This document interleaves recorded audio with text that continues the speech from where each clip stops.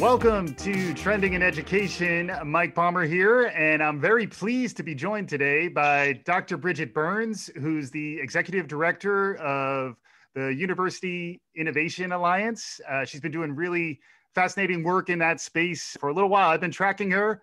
Big fan, very happy to have her on the show. So Bridget, welcome to Trending in Education. Oh, thanks for having me. I'm excited to chat with you today. Absolutely. And you're a very experienced conversationalist, raconteur, keynote speaker. I've listened to your podcast. I've seen your videos. So if folks like what you're hearing from Bridget, there's plenty of ways to find her. And it's theuia.org is the website if you want to browse that even as we're talking or learn more. But to begin, Bridget, we always love to ask our guests to tell us their origin story, what got you to this point in your professional life. And for an audience who's trying to get a read on where the future of learning is headed, how does your origin story lead into that conversation? I am really fortunate to do work that directly affects people who have my background. I got bit by the education bug very early on, and just nothing else has been as interesting or as exciting in terms of making an impact. My background is that I grew up in a low-income family in rural Montana. My father's been in a wheelchair since I was 2 years old. My mom stayed home and took care of him. So near 100% unemployment in my family. And I tell the story about how I was really not given any guidance about college. College was something that while I observed others going, there wasn't really any intentional or thoughtful talk about it. The only conversations were when my dad would literally joke about how if I really wanted to go, I should do what my brother did and win a state championship in wrestling. And so that was it. And the message I took from that, just like other low income or first generation students, when you're trying to like sift through and find the guidance to follow, is that I followed that advice as though it was saying, if I'm really good at something, if I'm exceptional at something, then I'll get to go to college. And so I doubled down and focused on winning a state championship, not in wrestling, thankfully. And then I totally neglected my studies. And so just real quick, what was the state championship? In debate. I ended up finally winning a state championship in debate. Nobody's interested in a mediocre student who can argue about it compared to a Big Ten wrestler. So I barely eked out of high school with a 2.3 GPA. I didn't have nearly the options that I thought I would. And I didn't really have the guidance. So I stumbled to a community college in rural Idaho. Actually, not really rural, so Coeur d'Alene, Idaho. And that was as far as I could get away from Montana. And as 18-year-olds do, like I love how now when I give advice, by the way, to young people, that my advice is so strategic and you got to make a decision this way or that. And the truth is, I just bumbled my way. And I'm so lucky that it worked out. People have been incredibly kind and generous to me. And that's really what's happened in my life. So I get to community college. Turns out they don't have a debate program. And so I have to get involved in something. I'm trying to find a use for my skills. So that got me involved in student government, which was really very eye-opening because through that, I became aware of the challenges other low-income students experience. I understood more about the poverty cycle, started first airplane ride to DC to lobby. So it was some of those early formative experiences that education gave me that really led me on my path. It was a lot of the stuff outside the classroom. And I then ended up at Oregon State University. And a year and a half after I got there, I was elected student body president. And a year and a half after that, I was appointed by the governor of Oregon to the State Board of Higher Education. That's a bit more of my origin, younger story. But if you think about it, that's so formative. Like as someone with my background, a non-traditional student who barely transferred, showing up at a school, didn't know anyone, and managing to at 22 years old, being on the hiring committee for the next college president. And then having to deal with hiring and firing of college presidents and figuring that out. So that was just a really powerful experience. And the broad picture of that is I really wanted to try and help education uphold the promise and the impact that I thought it should have, and it had for me. And I just want other kids in poverty to have the same opportunity to have the light bulb awakening moment that I had. And so that's kind of how I got bit at a younger age. And then I stayed in education. I, got my master's in public policy, worked after I left the university system. I served on several other state boards around college access success, and ultimately ended up becoming the chief of staff years later for the university system. And then that gets me to, at some point, I'm finally ready for a transition and I become an ACE fellow and I get to follow Michael Crow around. There'd been all this talk about innovation and innovative leaders, and it felt very much like it's hard to know, is it really different? Are there leaders who are fundamentally different? Is how they see the world different? And what could I learn from him? And I just also wanted to understand the difference between really strong leadership and otherwise, because I'd seen there's a wide spectrum. And so that has been formative. And then during my ACE fellowship is when this opportunity, the fact that President Crow was looking for a way to team up with other universities who might want to also be ambitious about really delivering on the promise nationally. And that's where the alliance came from. Yeah. That's amazing stuff. And Michael Crow at ASU, if you don't know, you should know, because he's even transcending education, I think, in terms of broad awareness. But certainly if you're interested in education, he's someone to track. But can you give a little background around what Michael's doing as best he can?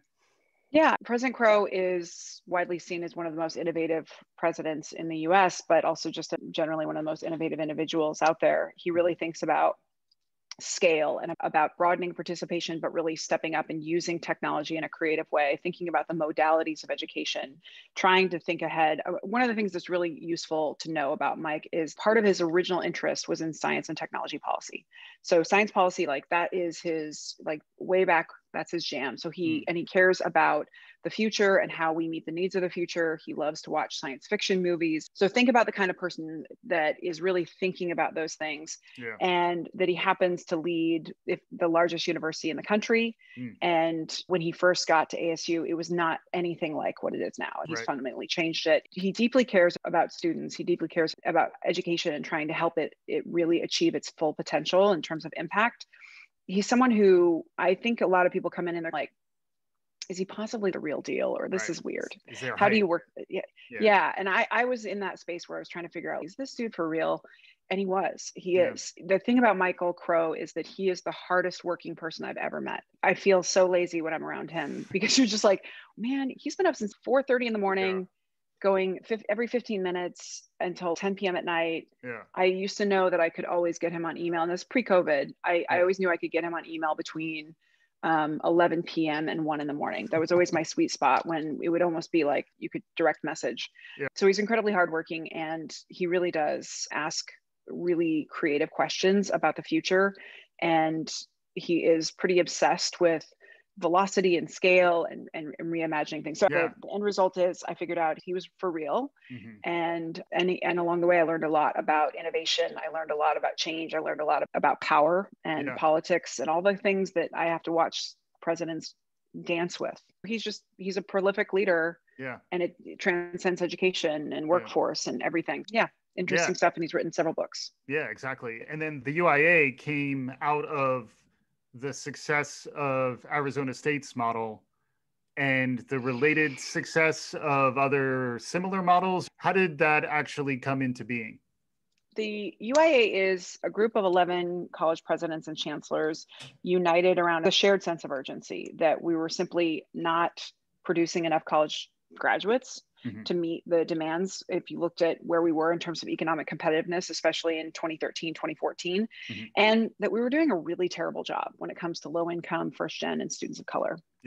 And that going it alone, as is the traditional model of higher ed, to try and, figure it out on your own, give it the old college try, put your shoulder into it.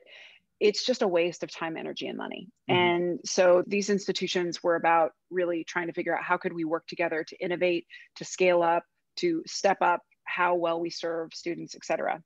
But in terms of where it came from, it was serendipity to some degree, but it really was, there was this report called the Next Generation Universities Report that was, Lumina funded it, and it was written by New America and a collection of other folks. And it was essentially like, what are the new models? What is the next generation of a university that really is serving a lot of people, that believes you can be big and good? And it really uses technology strategically and is truly innovative in terms of student outcomes. And so it elevated, I think, 6 institutions. And it was the first time that those campuses became on each other's radar. So for ASU, for Michael Crow, it was his first time really understanding that Georgia State what they were doing was really interesting, Yeah. or University of Central Florida or UC Riverside. And so those 4 campus leaders were invited to a meeting about something totally different. And they identified a group of other leaders, presidents, to come into a room to just chit chat about this. Hey, this is looks like we're all doing something interesting. Sounds like we're not doing the same thing. Yeah. What if we could try and scale it? And that was really as simple as it was. And President Crow, I think, was the one who organized that meeting with the help of Hillary Pennington, who's now at the Ford Foundation. And I showed up, I think, a month later or so down in Arizona, and I was free labor to try and, as an ACE fellow, I had a completely open plate. And I happened to have a weird expertise, which was shuttle diplomacy between university presidents, because I'd been a chief of staff. That's how it originally started. Yeah, and it's been quite a period of time for this collective to be around. It's beginning right around the time the MOOCs were the term of art, and the vision around revolutionizing online education. I think the year of the MOOC was 2012. This is relatively soon after that. Hopefully, as I understand it, some element of this is thinking about the promise of online education and how some of this stuff could really be a scaling agent for opening up access to higher education. And I imagine you've seen lifetime's worth of experience if you look at, say, the last 7 or 8 years. Any initial thoughts on that span of time? Can you maybe describe what it's been like from inception to now? Yeah, when we first started, student success was not really a word that was being used. That was not the focus. The focus was graduation rates. We were still pretty obsessed with rankings. Not that we've become immune to that, but I think we had a fairly old school way of looking at institutional performance. I think that's been a big evolution, is the significant focus on student success. I'd like to think that we've played a role in that. But I also think that the idea that institutions as standalone figures, that's where we should pay our attention. I think that's evolved. I think there's been a lot more collective impact focus. When we first rolled out, it was just like, meh, okay, whatever, group of people saying they're going to do something. That was a feeling I got from folks. And I think part of that is that higher ed has a tradition or a history of, we announce a lot of things. Yeah. We don't always follow through on them, and we rarely shut things down, that narrative.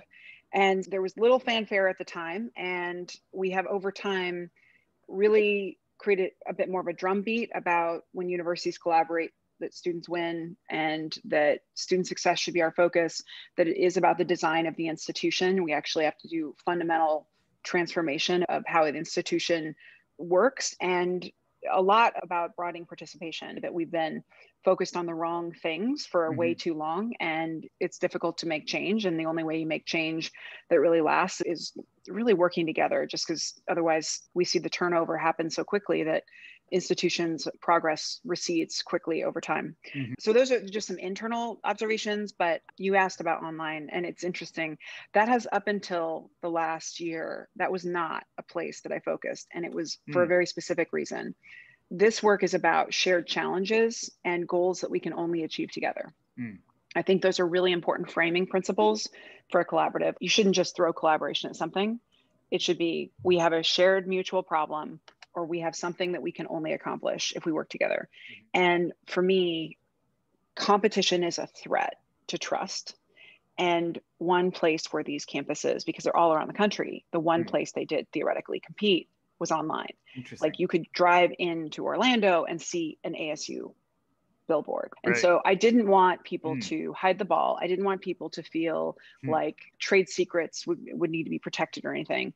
And so I left it to some degree as a place where, yes, we talked about it briefly, but it really wasn't the focus. Instead, we were focusing on the adaptive learning backend, the analytics. How are you using with your retention efforts? What are the specific interventions that you use to improve a student's likelihood of staying in and completing? So maybe more technology and not online to a certain extent, although not just technology, but the digital aspect of the transformation was happening. Because when I look back on the last 10 years, I do think about the things that have been unlocked through technology development that has happened in the last 10 years can be unlocked online. And it typically requires innovators who are activated against something and able to operate at scale. Also, when you talk about scaling, when you say scale, I immediately gravitate to at least digital. First, the way that we think about scale, while yes, we're talking about more, My narrow focus is often on a different type of scale, which is if an idea has met a threshold of evidence and we know it works in one location, can we take it and port it to another ecosystem with different values, a different, a different model of how they do things, whether it's centralized advising, decentralized advising, et cetera. In that different culture, how do you stand it up? What lessons can you extract from that first experience? And we find that the riffing and the evolution, the adaptation, that is actually the most valuable stuff. Like, how did Iowa State change proactive advising because they have a decentralized advising model? That stuff is so much richer than me telling you just about the Georgia State example. So that kind of scale is what we focus on. Is does it work? Is everyone else want to actually stand this up on their campus? And then how can, as part of a small group of trusted colleagues, how can we set ourselves up that we're sharing in real time so that we move faster, that we can move more effectively, et cetera? I was maybe gravitating a little more towards technology, but I do hear what you're saying here. One of the trends that we're talking about in 2021 is the idea of virtuous feedback, and the idea that you can create these feedback mechanisms among the different schools so that when you try something that worked in one place, when you try it somewhere else, it's not going to be delivered in exactly the same way, but ultimately the information sharing will make everybody better. So I definitely understand that orientation. I think my question was more about how technology relates to the innovation, because when you were talking about scale, and feel free to educate me, maybe our listeners will be along for the ride, but I immediately, when I think scale, I think digital and I think online learning. And that's why I thought it was maybe surprising to me that your focus wasn't necessarily so much there. So I'd love to hear more about that, and then perhaps how that changed in light of everything suddenly having to move online, which is probably your most recent chapter. Yeah. For us, it's not online for online's sake. I think often people think online education because we're thinking about the future, because this is just going to be more efficient, et cetera. But we think online for, if you're really thinking about reimagining higher education around the needs of the learner, then the modality of delivery is one of the variables. And you have to have flexibility around that in terms of what type of student are you talking about serving, thinking about their holistic needs and making sure that they have as much flexibility in terms of how they consume knowledge so that the true transfer of ideas happens.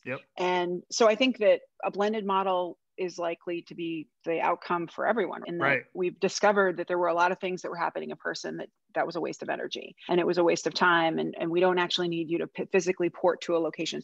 But we've also become very clear about some stuff that should never be online. And I think that the lack of community and connection, and it turns out a lot of the stuff that people treated as somewhat peripheral is the town square, or there's this study space that students are just hanging out in. Is that really what the interactions that happened, those serendipitous interactions, it turns out there was extremely high value to that. And that a lot of the stuff we thought of as old school that have to do with the architecture of the campus, there's actual real thoughtful and important value that I just don't think we appreciated. But again, for us in terms of technology, we're thinking about what data do you need to be focused on? How do your systems need to be changed to make sure that the right people who are going to be intervening have access to the data in real time? How do we make sure that the chatbot, if you're going to communicate in this ecosystem, we know that surveys fatigue is like a massive problem. And so it's not just throw a chatbot at it. It's how do you set, there are versions of chatbots. There are different locations for chatbots. You can choose different parts of your institution to have control. There's a lot of strategy around time of day, use of gifts. How many questions in a row can you ask before a student disengages? When is it strategic to use that? So all of that stuff, the analytics stuff, how you support your advisors, how you support financial aid, intervening quickly. How do you make sure your faculty have the insights to be aware if you have an issue with a student in your classroom in real time? And so all of those pieces matter. And whether I'm looking at a screen or I'm in person, matters. So I just think of them, they're all different variables and they all have to change if you're really obsessed with empathy, if you're really obsessed with design, and that the outcome is the transfer of ideas, not just the coverage of ideas, so that a person ends up with a meaningful credential that will support their ability to navigate multiple careers. I think obsession with that is where I'm at, instead of should it be online or not? It's like a sub question. I took online classes when I was in school, and obviously now everyone does. And I think that there is a lot of conversation now about how to support students in spaces around the virtual student supports. I think, how do you do that? Those are the kinds of conversations people need to be having, because there isn't a gold standard for it, it seems, online right now. The blending, I think, is where a lot of us are landing. I like to talk about small batch varietal blends of online education, but it does seem like the Alliance has many of the examples of folks who are doing something extremely innovative. Because when you're talking about the chatbots, I immediately think of Georgia State and the work that they've been doing. Can you name check a few of those too, just in case folks want to do a little more research? Because I think you're a real resource for folks. They should check your stuff out, check the Alliance's stuff out. But also off the top of your head, if folks want to learn more about some new trends, some new emerging capabilities. And I was thinking Georgia State when you were talking about it as the example. When I think chatbots, I think about what Georgia State's been doing. But are there some of those examples that you could share? Yeah, so actually the way the Alliance works is that every year we pick a project or focus area that we're going to work on together. And again, it usually focuses on shared problem or shared solution that we all need. Georgia State has definitely been a mentor in many of those project areas, but so have our other campuses. Sure. So when you're thinking about chatbots, Arizona State actually took the idea of chatbots from Georgia State a few years ago. And really the scale and the size of the use of chatbots is pretty massive there. They use them both for their online students and for their in-person and at various different junctures of different departments of the institution. But that was an Alliance-wide project last year. And so all of our campuses are at different stages of use of chatbots, implementation of chatbots. One of the problems that always happens when you think about dissemination of ideas is there's always the example institution that did it first. And that's fantastic. And you can learn a lot by watching them. But what you learn more from most of the time is watching someone else at a different institution struggle to replicate, figuring out, they have to sift through and see, okay, what are the questions? What are the things that are the unknowns? And that's what I try and be as obsessed as possible about, is trying to distill those insights so that the first time we scale to Oregon State, great, I learned a lot from that. But now I'm watching how Ohio State is launching their chatbot. And what did I learn that makes it even faster? And what would I say that I can say is more clear now than that first round? So we've done this now 10 times and it's sometimes at the same time and sometimes it's not. And I find that it's really useful to have a colleague that you can trust and ask the stupid question. You don't know if it's the right question. It's always the right question, but who is maybe a few steps ahead of you or steps behind you on the adoption curve. So that's really what we do, is we create this small cluster approach to, we're all moving towards the same direction, but we're all going to have different interpretations of it. And it's really up to me and my team to make sure that we're having the kinds of thoughtful conversations where you're just getting your mind blown on a regular basis, because you're like, oh, I didn't even think about like how to use this with alumni. Wow, you're applying this with career services, because that's what's happening. Like our campuses are doing it all over, and you're getting all of this insight along the way. Chatbots, that's one example. But we've done completion grants, which was, again, an idea that originated at Georgia State. All of our campuses have used them. More than 4,000 grants have been issued from our campuses to our students. And so we actually have a playbook that we'll be rolling out in the next month to make it super easy for other campuses to replicate that. And that's, again, the distillation of across 11, not always at the same time, not always the same interpretation. What can we say is true? We've done predictive analytics. We've done transformation of college to career. So what's the future of career services need to look like? We did proactive advising. And we've also done a doctoral fellows program, but we're this year doing a Black Student Success Initiative, where we're trying to actually figure out, if you want to go further, if you don't want to just do what we see a lot of campuses do, which is like, we're going to create a task force, they're going to write a paper, or like there's all this low hanging fruit, and that's not enough. We actually have to engage in, what does it structurally look like if you're really going to be intentional about setting up Black students to be successful on your campus, and what changes need to happen system wide? Where do you need individual solutions? How can we actually all lean in together and share what we're doing in real time to help each other be more committed and more ambitious to upholding our promise of really transforming higher ed around the needs of Black students? That was very helpful. And then it also made me think a bit about, I guess the mission is both tied to knowledge sharing and advancing the model of the 11 core institutions, but then you're also ideally spreading that more broadly across higher education. Is that also part of the mission? Yeah. So part of the reason why you can see me and hear me all the time is we really focused on, innovation, scale, and diffusion are like the core pieces underneath our strategy, which is we try and innovate together to solve problems that like everyone has and we don't have a solution to. Yeah. Or advanced research that hasn't been done, thus far, but really needs to happen. So we did a 10,000 student RCT on proactive advising because there had been no study to really actually figure out what are the specific intervention steps that truly work in that space. Yeah. Then scale, obviously, I've talked about the scale projects and what we learned from that, but then broadly diffusion, like how do we make sure that every campus can have this information? Yeah. So we're about to roll out a playbook on the college to career piece. We're rolling out a playbook on completion grants. We do live streaming all the time. We share pretty regularly. We have a podcast and we're constantly trying to make sure that it's easy, accessible, and effective for other people, other institutions to be able to improve outcomes, regardless of if they have resources or if they're in the alliance. The goal of the alliance is not just about us. We're trying to be a model of behavior. Yeah. We want all of higher education to step up, to close our equity gaps, to do a much better job serving students from the backgrounds that we've traditionally not done a very good job with. Yeah. And we change the behavior of higher education over time. So we're trying to model that behavior. Other people can do this. You can form an alliance or you can join our innovation network, which is for if you want to be a part of this ecosystem. Or if you're just an individual who wants to know what the ideas are, we want to create that content for you that will make it easier for you to be able to serve the students that we need to serve.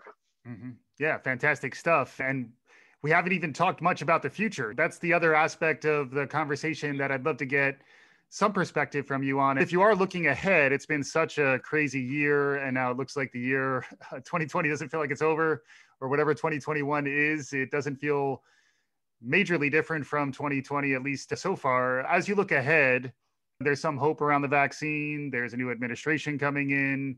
There's the spring semester on the horizon. And then there's the rest of this decade. What do you see on the horizon? Anything capturing your interest or imagination? Any plans for the Alliance? I would just say in terms of stuff coming from us, we'll be announcing shortly that we've exceeded many of our initial public goals. And so our campuses have decided to double down. And instead of just focusing on improving outcomes and expanding the number of college graduates and specifically low income, we're now moving towards every campus is committed to eliminating disparity overall. And so that's going to be a lot more intentional work around every kind of student population, where we're talking rural, urban, adult learners, all of it. Whereas before we've been traditionally really focused on low income students and first gen. And we have been hounded to some degree since 2013. People have said, when are you going to admit more campuses? When are you going to bring more on? And we have gone for the last year and a half, almost 2 years, we have actually been figuring out how we came together was somewhat serendipitous. But now that we know what we know, and over 120 institutions have asked to join the Alliance, and we have had some success. The question is, how would you expand in a way that was truly finding the right institutions who are serious about this work? And so we had to develop a really complex formula. We analyzed every institution in the country, R1s and R2s, and we were committed to expanding the types of institutions. We've always been just research intensives, large publics, over 25K. And we're now going to be adding an HBCU and a regional public institution that we'll be announcing in the next month. And we're going to be expanding up to potentially doubling the size of the Alliance. We'll never get bigger than 20 because we think the intimacy matters. So that's one announcement, is that like we're actually open for business in terms of we figured out the right criteria to help us identify the kinds of actors that we think are going to take this seriously and commit and really add value. That's a big part of what I'm focusing my time on. And also something called the University Innovation Network, where other institutions, individuals, or networks can be a part of an ecosystem with the Alliance. We just wanted to create a space where ideas move more quickly. So it can be about anything, but we would, of course, seed that with original content from the UIA. In terms of what's inspiring me about the future, I think I'm really interested in figuring out how we set higher ed to really soak up the lessons from COVID that were good. What stuff should always stay virtual? How do we make sure that It doesn't make sense that we ever offer a class that is 100% in person again. Mm-hmm. What lessons have we learned from this flip to digital that we never want to unlearn? And what do we need to get back to quickly? So that kind of stuff, folks are starting to think about that in terms of the future of education. I'm super interested in how we can serve a totally new population. Not obviously adult learners, we really need to double down on in a way that my institutions and institutions like mine, we have not at the level that we need to. Right. But now I think we have a new group of people we need to serve. And unfortunately, there are alumni.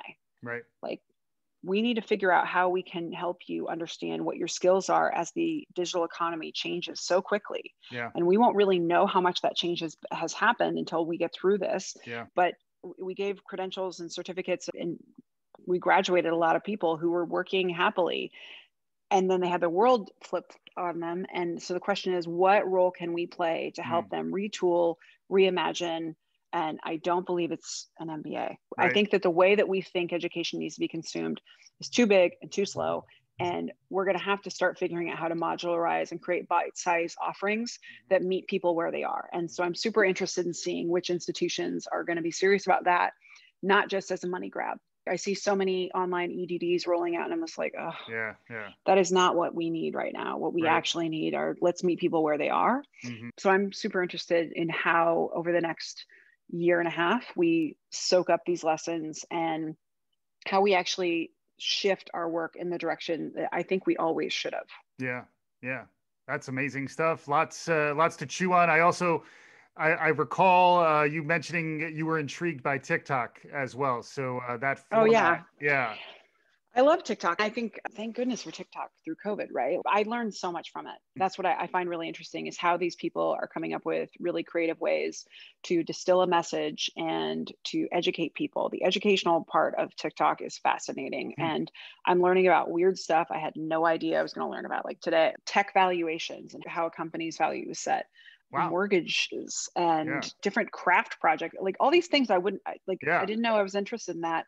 I find that this is an interesting platform that I think shows us that you can distill complex messages in a way that is really valuable for the audience. Mm-hmm. And I'm not saying we're going to deliver all of our lectures in TikTok form, but what could we possibly learn from this experience and from seeing how these creators are doing this that would enhance our ability to connect with students and make sure that the lessons truly resonate? Because, and I've still been looking for students creating TikToks around topics that would be to some degree like peer-to-peer mentoring, advice I wish I'd known when I first came to college. Here's how to do the FAFSA, things like that. I don't want to see people like me creating TikToks about that. I want to see how we can help support young people. I think empathy is really powerful. I think that folks sharing their experience and using that to help coach and guide others is really generous and thoughtful. And I would love to see more of that and make sure that we are putting students as the ambassadors in the role as the guides that they are for others, and hopefully being able to increase the number of students who believe that they can and that they have the knowledge to be able to navigate college. There's so much of this language that is inside baseball. And I feel like, man, what a missed opportunity that we're not actually trying to strategically as a sector leverage this medium to meet the population that we're trying to serve. Yeah, that's fantastic. It does come full circle back to your origin story too, where you think about people in a similar position to where you were when you were 18. Where would you be seeking out that kind of insight? Would you trust, getting back to your trust point, would you trust something that was designed by someone who was older? Or are you going to trust someone who's sort of using the formats and talking in a language that you understand a lot better? How do you unlock that potential? Quite a lot to chew on. And that's just part of what we were chewing on. I would stay off of wrestling TikTok. Yeah, I was going to make a joke about Stevie Nicks, but I decided not to. I just let that go. But yeah, amazing conversation. Very much appreciated. Dr. Bridget Burns at the University Innovation Alliance. For those of you who are listening, thanks so much for the time. Oh, you're welcome. And it's an honor to talk about this work. And I really appreciate the chance to connect with your audience. Awesome. And for our listeners, thanks for listening. We'll be back again soon. This is Trending in Education.